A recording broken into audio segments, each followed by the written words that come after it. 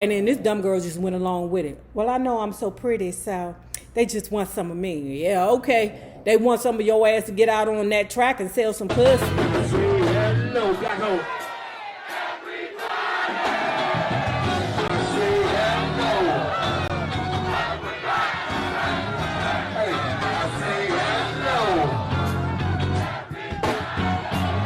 See this brother winning, man. Hey, hey, look, what is your win, babe? What is your win, babe? What is your win, babe?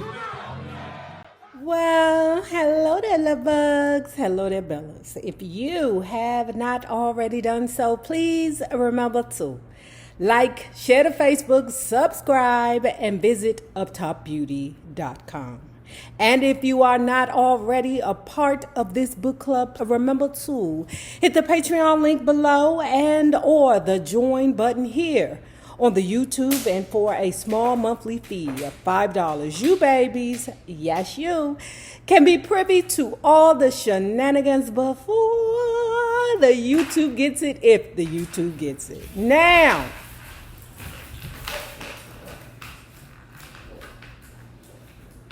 y'all know my puppy be at it all the time. Let's talk about Anita Pointer's and Fritz Pointer's Fairytale, The Pointer Sisters, A Family Story. Now, before we get into it, just don't be in your feelings because I'm not on camera. We have a lot going on over here, okay? I mean, a lot, right? It ain't none of your business, right? So you may catch me on or off cameras. Not that I don't love you guys, but like I said, putting out videos every weekday is not an easy task. So sometimes you got to get what I can give. Let's go. Bonnie had met Michael. That would be Michael Takamatsu, who is a folk singer and also guitarist, who they sang background for eventually, at a local grocery store in San Francisco. While waiting in line for the cashier, Bonnie said to Michael, who was wearing cowboy boots, a tie-dye shirt, bell bottoms, with his hair down to his butt, "You look like a musician or an artist." Michael said, "I am." They became friends, and Bonnie soon found herself in the exciting, creative community of musicians who were starting to gain notoriety in the San Francisco area. One of the places where a lot of musicians and performing artists gathered was at the offices of Bill Graham and David Rubinson, which was directly across the street from the Fillmore West. On concert nights, David's office was like a second green room. Anybody from Jimi Hendrix to Dizzy Gillespie could be seen there on a concert night. Everybody in the music business came through at one time or another, and Bonnie, Michael, and June were right there observing and learning and networking. Ironically, our family moved into a 6-bedroom house on Oakland Avenue, and just down the street was a family named the Watsons. Their father was a minister, and the Watson sisters were 4 sisters who sang in church. Betty Watson was a good friend of Edwin and Tremaine Hawkins. She was the director of the Northern California Youth Choir. During that same time, June and Bonnie were looking for any work they could get where they could sing. They sang with a little pickup garage band for an event at the Roosevelt Hotel in Oakland. They sang at Al's House of Smiles, also in Oakland, doing covers of Marvin Gaye and Tammy Terrell, Ain't No Mountain High Enough, and Ain't Nothing Like the Real Thing. Soon, they worked their way up to the larger venues in 1969.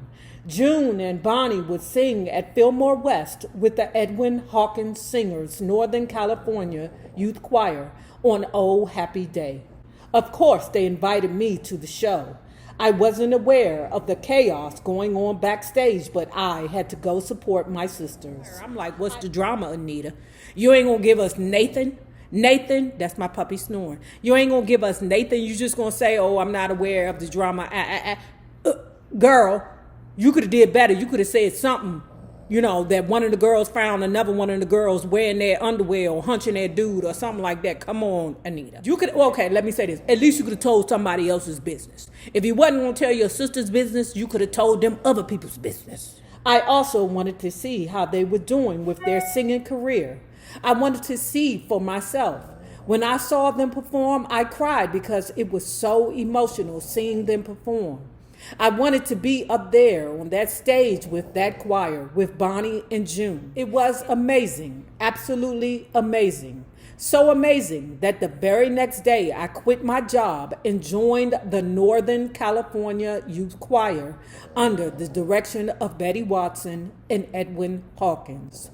Just after I joined, we were asked to travel with the choir. So one of my commenters had said that they enjoyed the Ruth's book more because I guess Ruth's book gave more. But you have to understand, Anita is the older sister, okay? And being an older sister myself, your job is always to protect. Your job is always to do what's best for your younger siblings, even at the detriment of yourself. Ruth's book may be giving more tea than the Anita book, but I respect the fact that she is the eldest girl and she wants to maintain the integrity of her family. No, it doesn't give salacious tea like how TT's book did, but it is very interesting to me, okay? Because I learned some things. I'm definitely learning some things, especially about June. I was living back at the family home so that Jada could have a stable environment while I chased my dreams of singing with my sisters. One day while walking home from the bus stop, there was this guy with a real nice maroon and black Thunderbird. Child, back in the day, ooh, them Thunderbirds was the shit. He was from Texas. We became fast friends, and I even joined him on a road trip from Oakland to Houston to meet his family. He promised that he could make things happen for us, and meeting his family convinced me that we should give it a shot. Now, hold on now.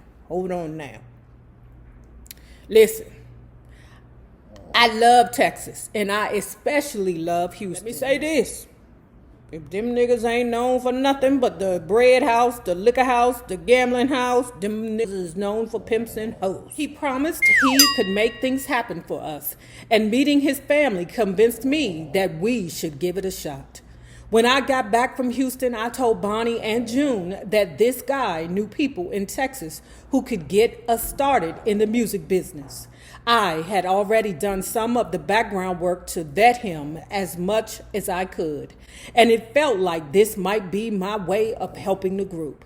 The three of us agreed to pack up our things and hop in the Thunderbird with the man who could help us jumpstart our career. Danger. I done seen the episode of, Soft White Underbelly. Y'all know that's like my favorite YouTube channel. Ooh, give me 2 minutes. One time, this dumbass girl, right?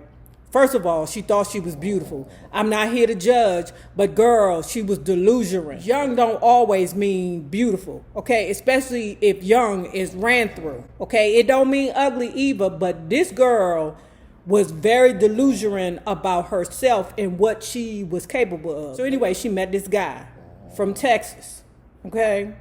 He took her in the car and ran her down Texas, okay? She riding around with him. She thinking that they about to have hot good time. She done left home because home wasn't that stable. But in her mind, she like, I'm the best bitch in town, the best thing smoking. Texas need to eat my dust. Dude from Texas dropped her off with another dude. This dumb girl. I'm about to get his money too. Yeah, I'm about to be making it down here, girl. Next minute, you know, she was selling pussy. Basically, the second dude who picked her up bought her from the first dude. Pay attention. And then this dumb girl just went along with it. Well, I know I'm so pretty, so they just want some of me. Yeah, okay. They want some of your ass to get out on that track and sell some pussy. We got settled at his sister's house, and then we were ready to get to work. He immediately took us to meet a man named Skipper Lee, who had his own radio show, The Skipper Lee Show. Skipper was going to introduce us to local movers and shakers. pimps. We went to his office full of enthusiasm only to be told that we needed to come back later. We were used to setbacks, so that was fine. We took it in stride. Still full of hope, we returned to his office to find that the place was locked up with no one around. Not a good start. Also, the sister we were staying with didn't want us to practice inside the apartment. That's because that's not what y'all supposed to be doing. Y'all not supposed to be singing down here, practicing in her apartment. Now y'all can share the vagina. Also, the sister we were staying with didn't want us to practice inside the apartment. We had to go sit in the Thunderbird if we wanted to rehearse. It was not what we had in mind. I bet it wasn't. However, we had already shipped all of our belongings to Houston by Greyhound, so we were dedicated to seeing this through. We did a show at the Greek Cat nightclub and lounge. The show was great, but we knew that we needed to find a new place to stay. We'd met a girl at the Greek Cat, and we were desperate, so we called her, and she let us stay at her place in the 5th Ward. My God. Where you don't want to stay is the 5th Ward, at least not back then, okay? Or when I went. I think I went around All-Star time. I think that's like 2006 or 7, something like that. You don't want to stay in the 5th Ward. We called her, and she let us stay at her place in the 5th Ward, a rough area of town. Then our manager, manager ain't nothing but another word for pimp, because pimps don't like to say that they pimps. They don't do that no more, because at first, from what I understand from watching Soft White Underbelly, that pimps was a great career. I don't have no problems with pimps. I love Juju the Gentleman from Washington, D.C. Kenny Red, he done some business over there in Washington, D.C. My girl, Martina, love her. She done sold some pussy over there in Washington, D.C. The pimp that I used to date, this dude named Catch One from Washington, D.C. Listen, I guess the more respectable way of saying pimp nowadays is manager, because the word pimp was something special back then, but now your ass go to jail for trafficking. I mean, a long time. Then our manager started to become very demanding and controlling. That's when reality started to hit me. These guys were not going to do anything for us. The man who made so many promises was nothing more than a shyster who really didn't know anyone in the music business. I really think his plan was to try and pimp out these 3 long-legged, attractive young women under the guise of managing us. I knew we had to get out of there. That's because they wasn't watching Soft White Underbelly. If you watch Soft White Underbelly, then you won't have these problems. And you know the nigga shit before it get there. First, I called my mother, and she said, I'll get my baby June home, but you and Bonnie are on your own. Damn, mammy. Damn, man. Well, they are over 18 and June is still a baby. As a result of hanging out at the recording studio in San Francisco, Bonnie had become friendly with Bruce Good and Jeff Cohen. We were desperate and didn't know where to turn. We had nothing to lose, and Bonnie was always willing to take a risk. So she called those guys. They gave her the phone number of a man who would change our career and our lives, David Rubinson. At the time, I wasn't aware of everything going on with David. In fact, I didn't know him personally, but I was so grateful that he had stepped in and helped us. It really shocked us that not everyone was just talk. So this guy, David Rubinson, thank the Jesus. But David Rubinson sent them all airplane tickets, okay? He had never seen us before in his life, and we had never seen him.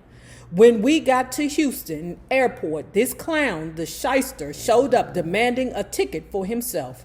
That was not going to happen. See? Manager, pimp. He tried it.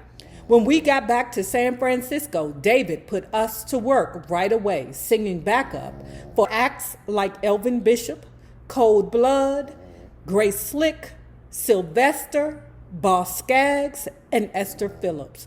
Oh, Esther Phillips, that's the lady who was pulling junkie stunts with Etta James, remember? Them bitches was literally robbing banks together. We also did some jamming with Tower of Power. Ooh, that's beautiful. The more I learned about David, the more confident I became that he would be able to help make our dreams a reality. We soon realized that David had a finger on the pulse of the music industry. In 1970, David says the world for black entertainers and initiatives was circumscribed. But there were certain kinds of acts and performers who were successful, and they basically fit certain modes. It was Motown or it was rhythm and blues in that very narrow definition, very limited creativity. A lot of backup singers during this time had grown up in the church and had been gospel singers. Still, it was R&B, glittering gowns, straightened hair, and all that.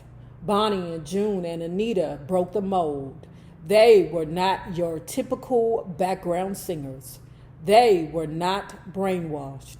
They had a lot of initiative, a lot of confidence, and a good sense of themselves. So they didn't dress or look or act anything like the stereotypical circumscribed black girl background singers.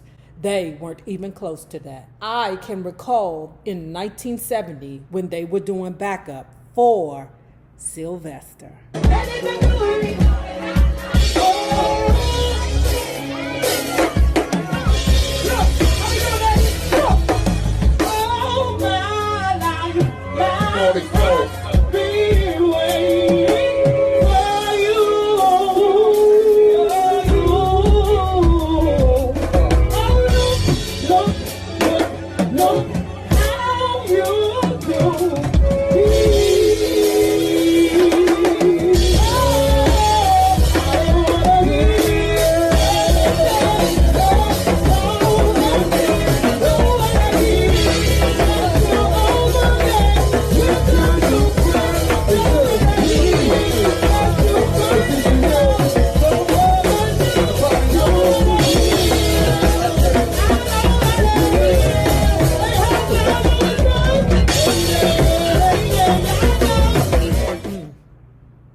Now, if you have not already done so, please remember to like, share to Facebook, subscribe, and visit uptopbeauty.com. Now, remember this, the same people that you meet on the way up will always be the same people that you meet on the way down. My naysayers, my patron loves. You babies, have a good one.